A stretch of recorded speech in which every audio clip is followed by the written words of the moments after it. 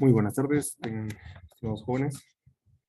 En esta ocasión nos toca el tema de infecciones por micobacterias. Realmente este es un tema muy bonito. Espero que les guste y lo entiendan. Primero, vamos a hablar de una de las enfermedades más antiguas. Es un capítulo bastante importante, puesto que están infecciones descritas realmente hace más de 100 años. La tuberculosis y la lepra. La lepra, actualmente se tiene 1 millón de casos estimados en el mundo, para lo que no existe ni métodos de cultivo ni vacunas que la previenan. La tuberculosis, con 8 millones de casos en el mundo, tiene periodos de tratamiento muy prolongados que lamentablemente desencadenan en abandonos y resistencia a diferentes tipos de fármacos. La coinfección tuberculosis VIH suele estar presente en el 30-50% de los pacientes con VIH, ¿no? Y debido a esa inmunosupresión, de manera especial paciente con VIH, también desarrollan patologías con Mycobacterium avium de tipo intracelular, que en estos últimos años se ha convertido en países desarrollados como Estados Unidos, un patógeno muy frecuente y oportunista que realmente el tratamiento es muy dificultoso. Dentro de lo que es la especie del género Mycobacterium, tenemos más de 100 especies descritas, que se han clasificado en 6 grupos desde el punto de vista bacteriológico, pero por fines didácticos y para evitar confusiones, vamos a dividirlos en 3 en esta ocasión, ¿no? Es decir, las de importancia clínica. 1, el complejo tuberculosis, el cual incluye especies como el Mycobacterium tuberculosis, el Mycobacterium bovis, Mycobacterium africanum, productoras todas estas de tuberculosis. También incluye el Mycobacterium microti, que es la que genera tuberculosis en ratas. 2, el complejo lepra, en el que se incluyen bacterias y especies como Mycobacterium leprae, que es productor de la lepra humana, el Mycobacterium lepremurium, que es productor de la lepra en roedores. Y 3, lo que es el grupo de otras micobacterias, es decir, micobacterias que no están dentro del grupo de tuberculosis ni lepre, pero algunas de ellas suelen ser patógenas oportunistas y en algunos casos llegan a ser patógenas micobacterias saprófitas. Comenzamos con Mycobacterium tuberculosis.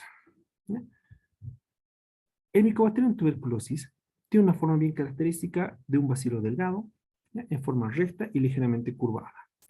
En los brotes teñidos se ve que el tamaño va entre 1 a 4 micras de longitud por 0,3 a 0,5 micras de ancho. Son VAR, que son bacilos alcohólidos resistentes, por lo cual la distinción Ciel-Nielsen es útil para la coloración de estos microorganismos obtenidos en los diferentes tipos de muestras clínicas. ¿Ya? Son bacilos no formadores de esporas, sin flagelo ni cápsula. La estructura consta básicamente de una pared gruesa que está separada de la membrana celular por el espacio periplásmico, con 4 capas. La más interna es un glicopéptido o peptidoglicano con moléculas de N-acetilglucosamina y N-acetilglucolil murámico. Tiene cortas cadenas de alanina, a diferencia del Mycobacterium leprae, que posee glicina.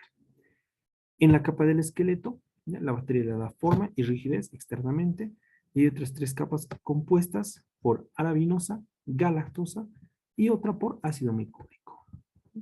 El tiempo de duplicación del Mycobacterium tuberculosis en condiciones óptimas de cultivo es de 15 a 18 horas, tardando entre 1 a 3 semanas en evidenciarse colonias visibles en los cultivos. Es por eso que el cultivo de Mycobacterium tuberculosis, la primera evaluación del cultivo es a los 20 días, es decir, a las 3 semanas. Recién van a aparecer colonias. A partir de los 40 días ya tenemos mayor certeza de las colonias, y a partir de los 60 días ya vamos a poder tener incluso sensibilidad y resistencia a los diferentes fármacos antituberculosos. Dentro del cuadro clínico, la tuberculosis pulmonar es la más frecuente, 80% de los casos pertenecen al cuadro respiratorio. Las tuberculosis extrapulmonares son el restante 20%, es decir, tuberculosis que comprometen, aparte de los pulmones, pleura, ganglios linfáticos, columna vertebral, huesos, articulaciones, sistema genitourinario, sistema nervioso, abdomen y otros, ¿no? Ahora, la tuberculosis realmente puede afectar a cualquier tipo de órgano, a cualquiera. ¿Ya? Puede haber desde glándulas adrenales, gónadas, etcétera, etcétera, etcétera. ¿Ya? Obviamente, la tuberculosis extrapulmonar no es de alta contagiosidad. ¿Ya? De hecho, en algunos casos se denomina que no es contagiosa. ¿Ya? Debemos saber diferenciar entre enfermedad e infección. Ojo, en nuestro medio, epidemiológicamente, se ha descrito de 8 de cada 10 bolivianos tenemos tuberculosis. ¿Ya? Pero no tenemos enfermedad tuberculosa. ¿Ya? Es decir, estamos infectados. La vacuna, nuestra dieta, hace su prevención de desarrollar la enfermedad. ¿No? Por eso es que hay que saber diferenciar entre infección y enfermedad, porque la sintomatología únicamente en el enfermo. Si es pulmonar, tos, pérdida de peso, fiebre y diaforesis, todos los síntomas. ¿No? Cuando se hace la prueba de tuberculina, es positiva en pacientes con infección, ¿ya? Y en pacientes con enfermedad. Cuando se hace pruebas de liberación de interferón, ojo, esta es una prueba nueva, es una prueba que se está utilizando, el IGRA, que nos ayuda a ver la presencia de anticuerpos contra el bacilo de la tuberculosis, contra el micobacterio, ¿ya? Que va a ser positiva, tanto en infección como en enfermedad, ¿ya? Por lo tanto, si tenemos IGRA positivo y síntomas, el paciente tiene enfermedad. Entonces, si tenemos IGRA positivo y no tenemos síntomas, el paciente no tiene enfermedad, tiene una infección, ¿ya? La vaciloscopía es un elemento muy importante que va a ser negativo en la infección, pero sí es positivo en la enfermedad. La radiografía va a ser normal en infección, pero va a ser patológica en paciente con enfermedad, ¿ya? Obviamente, el paciente infectado no contagia, pero el enfermo sí, ¿ya? Como caso de tuberculosis, el infectado no cuenta. En el paciente con enfermedad, sí. Y obviamente el tratamiento en pacientes con enfermedad sí requiere tratamiento de tuberculosos. Y en pacientes con infección que tengan valores de IGRA muy altos, se puede hacer profilaxis antituberculosa.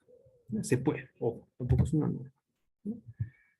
En caso de resistencia, para hablar de resistencia tenemos que definir que el micobacterium tenga una resistencia como mínimo a dos de los medicamentos más importantes, es decir, isoniazida y rifampicina. En esos casos se denomina tuberculosis multidrogresistente. Existe también la tuberculosis extensivamente resistente, que se define como la resistencia a dos de los principales antituberculosos más una fluoroquinolona.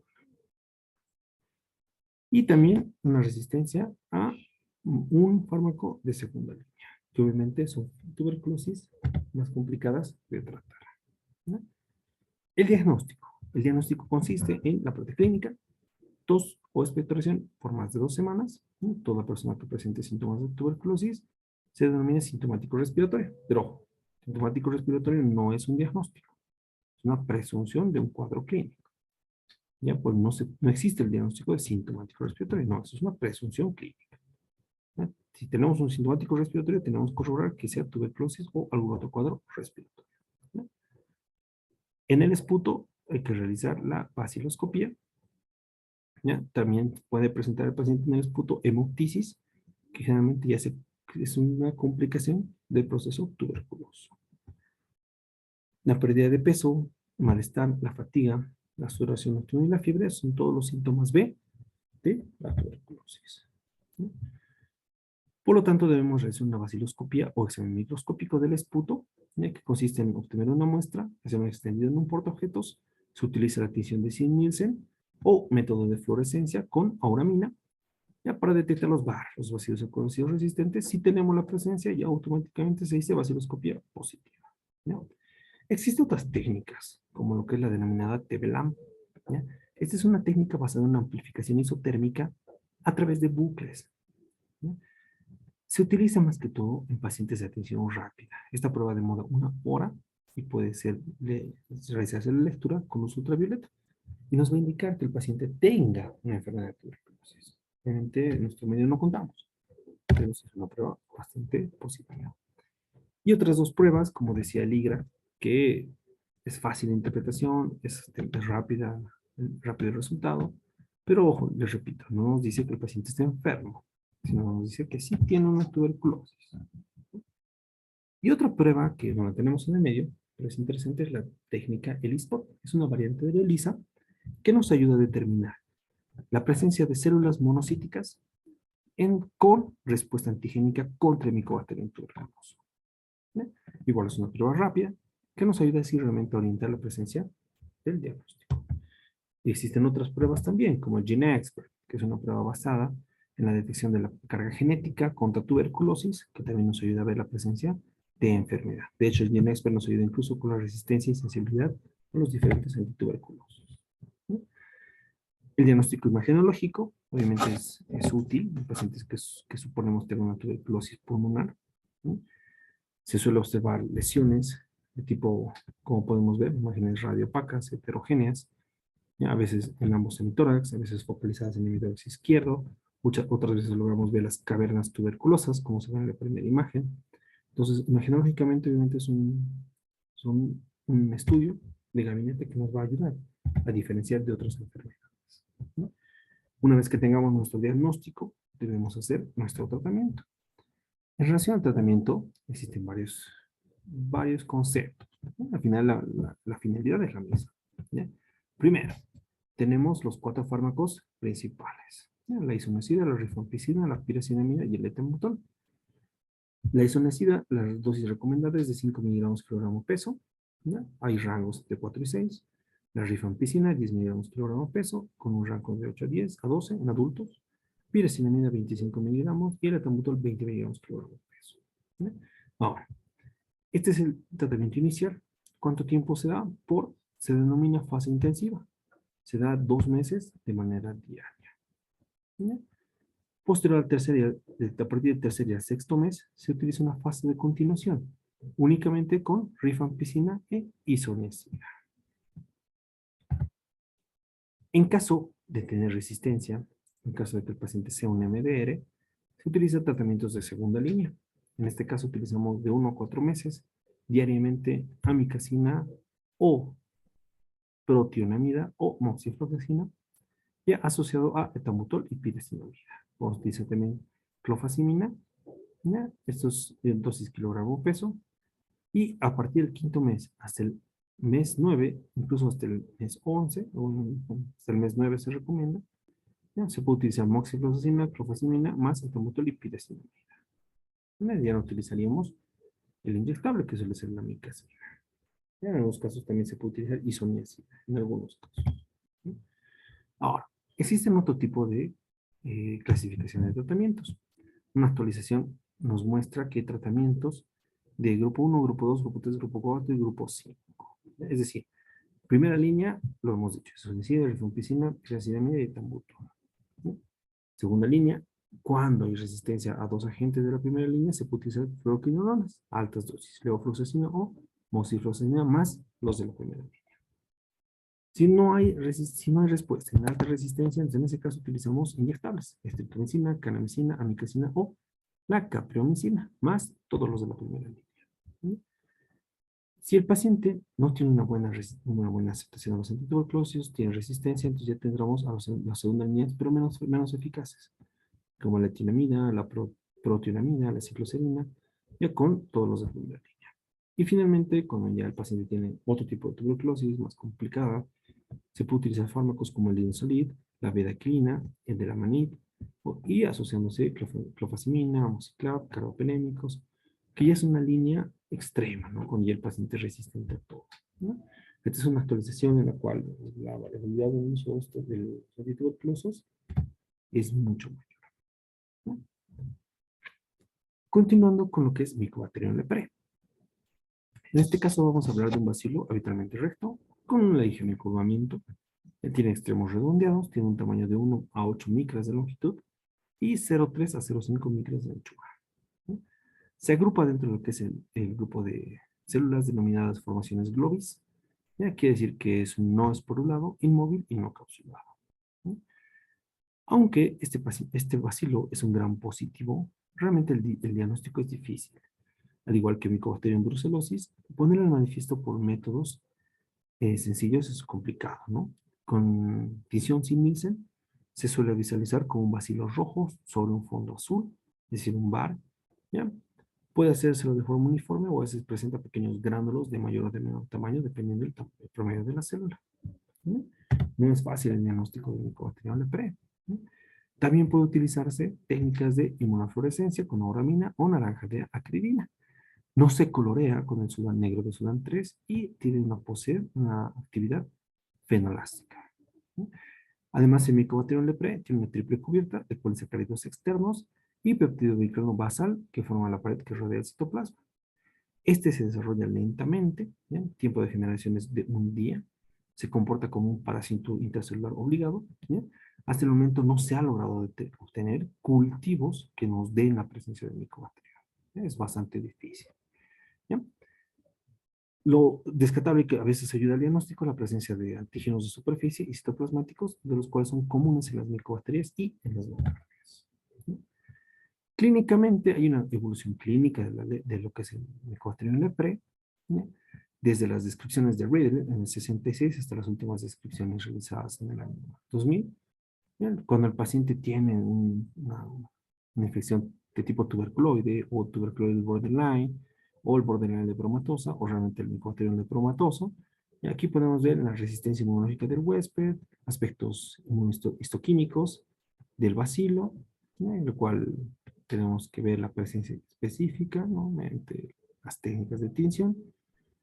Y obviamente en estos casos se hacen calificaciones, ¿no? Una clasificación de acuerdo al tipo de presentación, ¿no?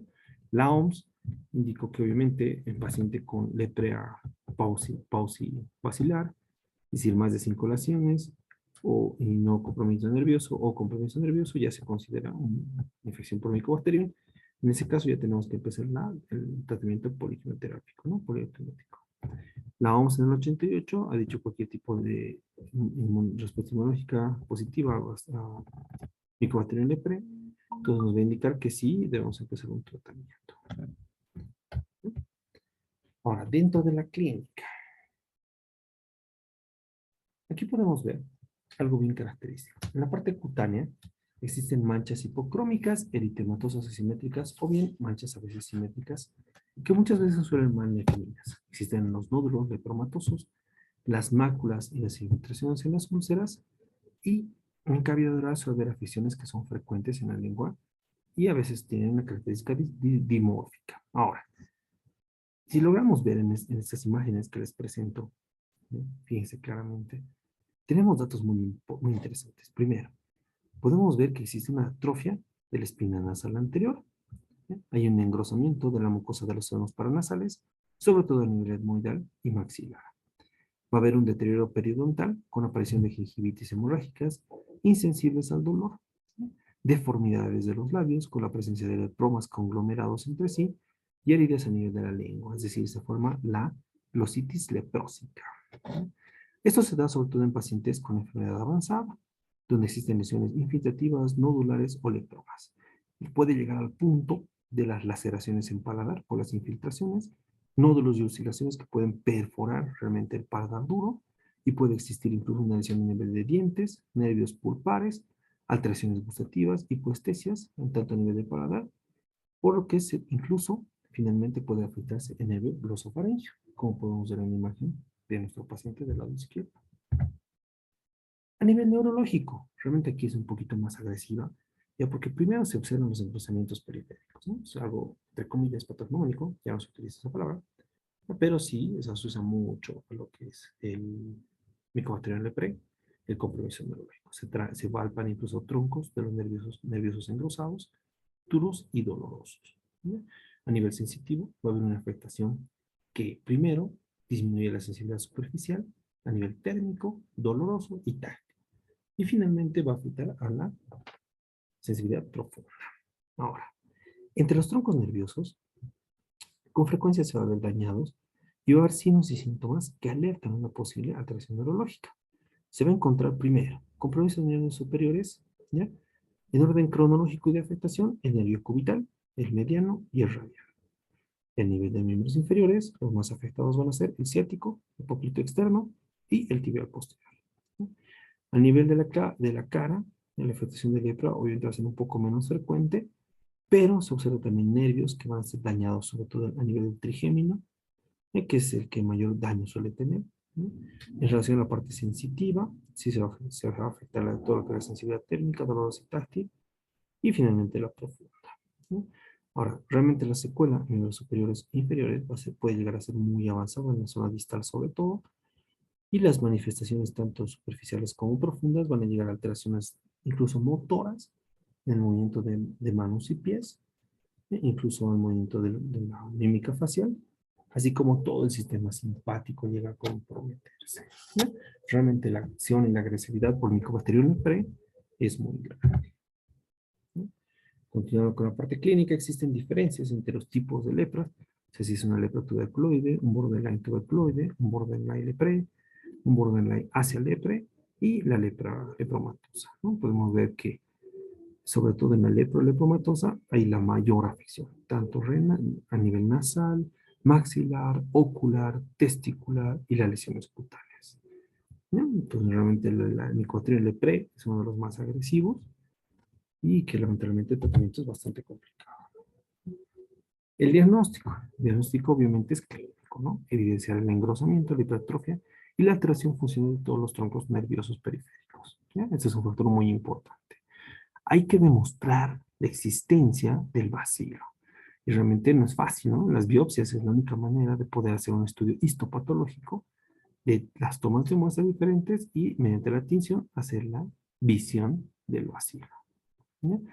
Existe una prueba desarrollada que es la prueba de Fernández-Mitsuda, donde puede ver que cuando hay induración de 1 a 2 milímetros es dudoso, están hablando de los troncos nerviosos, y cuando existen induraciones con úlceras presentes, se considera un positivo, ¿no? Que esta es una prueba para podernos dar cuenta rápidamente, ¿no?